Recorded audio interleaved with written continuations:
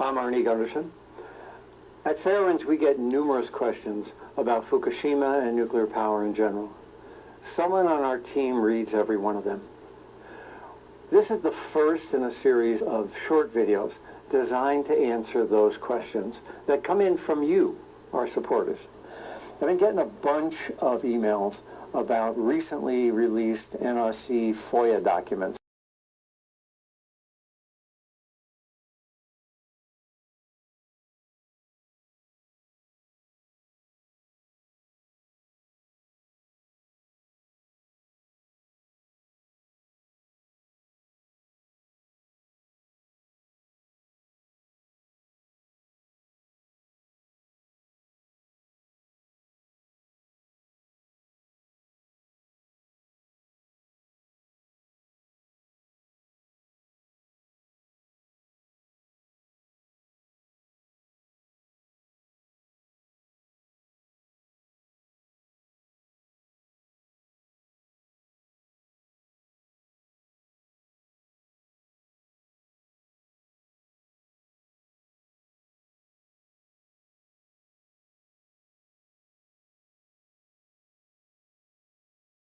Now, all the things I've been saying for the last year are turning up in FOIA requests from the Nuclear Regulatory Commission. They were thinking it, they just weren't telling the public.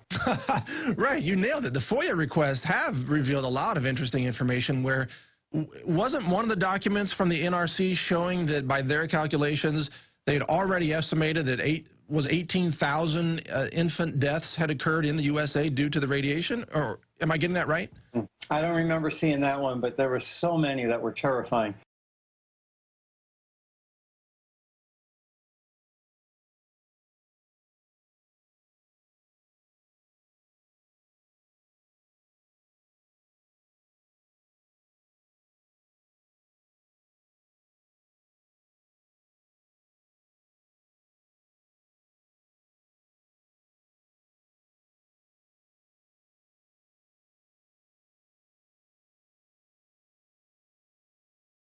I've been getting a bunch of emails about recently released NRC FOIA documents. Now, all the things I've been saying for the last year are turning up in FOIA requests from the Nuclear Regulatory Commission. They were thinking it, they just weren't telling the public. Right, you nailed it. The FOIA request.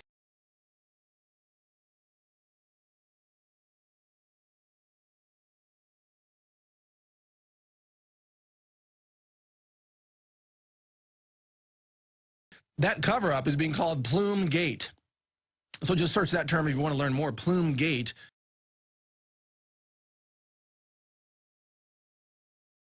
Can you begin by telling us what is your understanding of the status, the current status of the situation in Fukushima, and in particular, reactor number 4 and its spent fuel rod pool? I think you hit the nail on the head at the beginning of the hour here. The Unit 4 has always been, since the very first week or two of the accident, in my mind, the biggest concern. And the term I used a year ago was that if the Unit 4 fuel pool goes, we'll have Chernobyl on steroids. And I still believe that today. The problem with that pool is that there's an entire nuclear core's worth of hot fuel. And by that, I mean physically hot, because it just ran. And 4 or 5 more years of spent fuel. The combination means that if it were to go dry,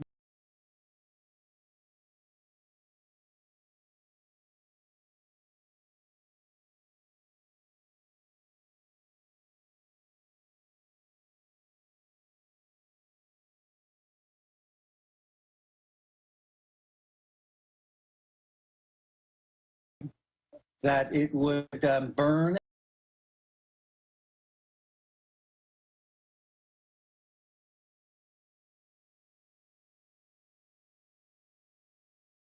and liberating enormous amount of radiation.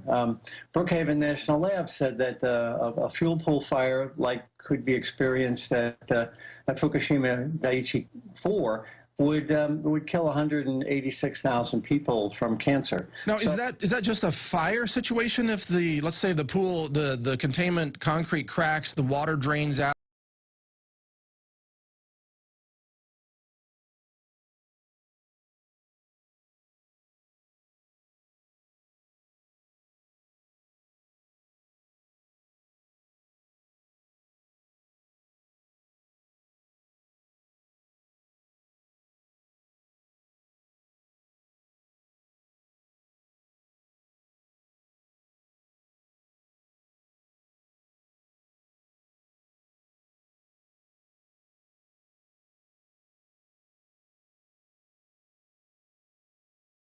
or another earthquake happens, it all collapses.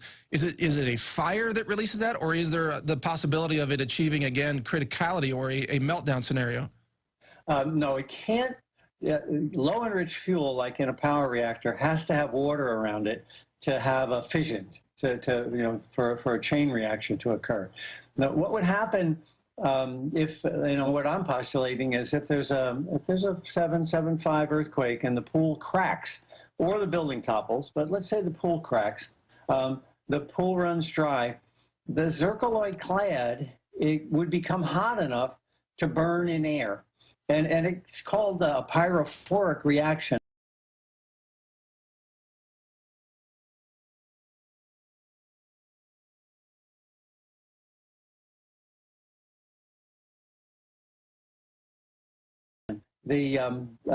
Once it starts, you can't put it out by throwing water on it because it takes the oxygen out of the water and just gets hotter.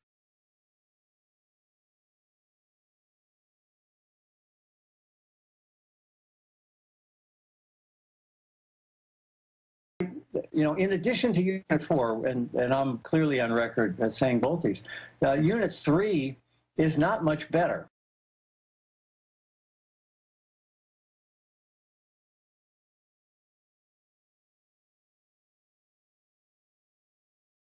So there's actually 2 fuel pools that could cause, certainly the evacuation of Tokyo would be plausible if that pool were to catch fire.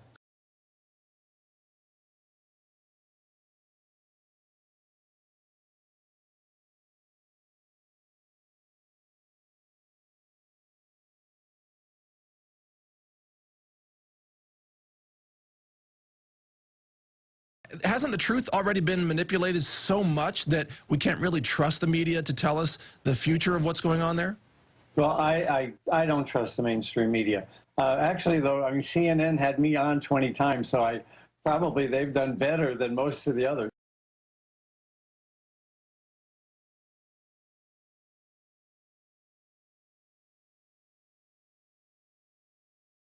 Well, now back to Arnie Gundersen from fairwinds.com. Arnie, before the break, I asked you about this figure that's been floating around, this 85 times. I guess there's been a calculation of the total amount of unspent fuel or partially spent fuel in the Fukushima Daiichi nuclear facility, and that was calculated to be 85 times, roughly 85 times the amount of energy released in the Chernobyl accident in, I believe, 1986. Is that figure accurate, or does it need to be fact-checked? Yeah, I'm not sure where they got that. I believe Fukushima is worse than Chernobyl, and I think I can prove that. I think that number may also include the possibility of the meltdown of the fuel in the fuel pools, which hasn't occurred yet.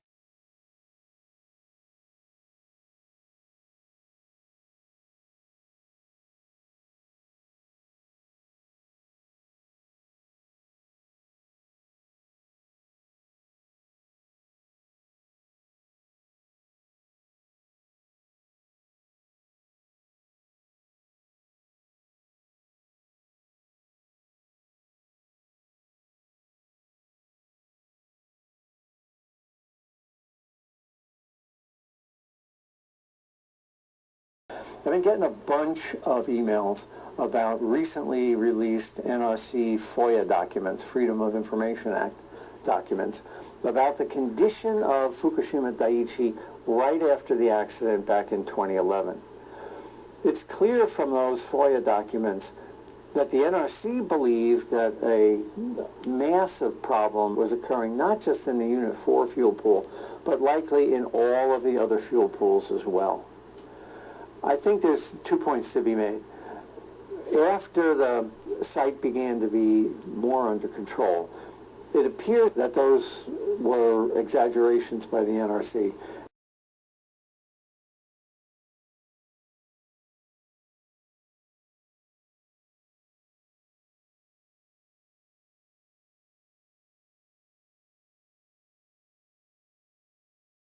And really, the fuel pools were not as bad as the initial documents led them to believe.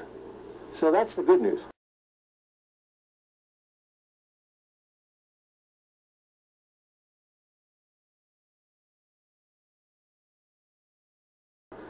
But the bad news is, let's look at how authorities responded. In the middle of March, they really believed that they had fuel pools that were in a catastrophic condition.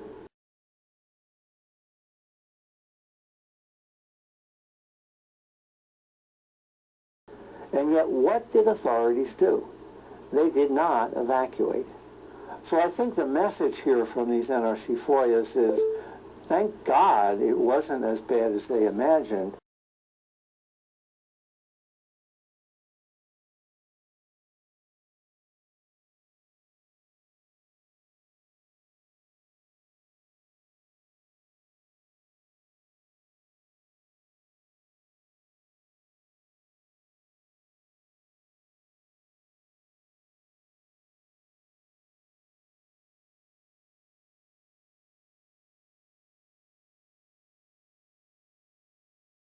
But given what they knew in early March, why the heck did the NRC and the regulators in Japan issue a much wider evacuation?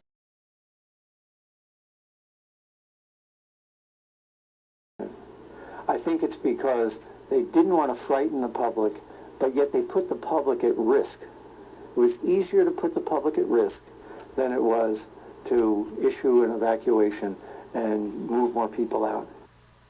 Thanks for listening. I'm Arnie Gundersen, and I'll keep you informed.